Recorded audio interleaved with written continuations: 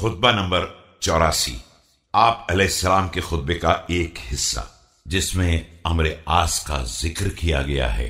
بسم اللہ الرحمن الرحیم۔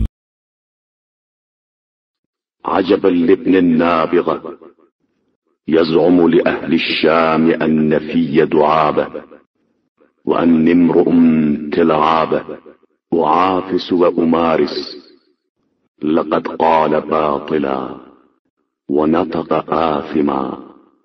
تعجب ہے نابغہ کے بیٹے سے کہ یہ اہل شام سے بیان کرتا ہے کہ میرے مزاج میں مزاح پایا جاتا ہے اور میں کوئی کھیل تماشے والا انسان ہوں اور ہنسی مذاق میں لگا رہتا ہوں۔ یقیناً اس نے یہ بات غلط کہی ہے اور اس کی بنا پر گناہگار بھی ہوا ہے۔ اما وشر القول الكذب انه ليقول فيكذب ويعد فيخلف ويسأل فيبخل ويسأل فيلحف ويخون العهد ويقطع الإل۔ آگاہ ہو جاؤ کہ بدترین کلام غلط بیانی ہے، اور یہ جب بولتا ہے تو جھوٹ ہی بولتا ہے، اور جب وعدہ کرتا ہے تو وعدہ خلافی ہی کرتا ہے، اور جب اس سے کچھ مانگا جاتا ہے تو بخل ہی کرتا ہے، اور جب خود مانگتا ہے تو چمٹ جاتا ہے، عہد و پیمان میں خیانت کرتا ہے، قرابتوں میں قطع رحم کرتا ہے۔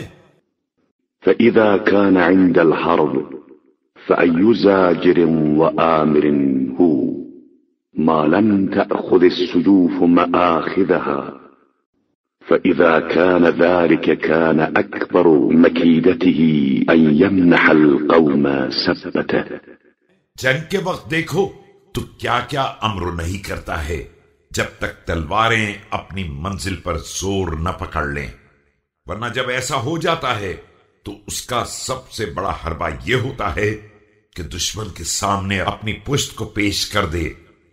اما والله انی لینعنی من اللعب ذکر الموت وانه لیمنعه من قول الحق نسیان الآخرة، انه لم يبايع معاوية حتى شرط ان يؤتيه أتية ويرضخ له على ترك الدين رضيخة۔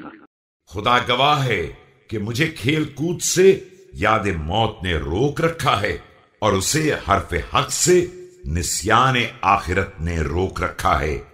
اس نے معاویہ کی بھی اس وقت تک بیعت نہیں کی جب تک اس سے یہ طے نہیں کر لیا کہ اسے کوئی ہدیہ دے گا اور اس کے سامنے ترک دین پر کوئی تحفہ پیش کرے گا۔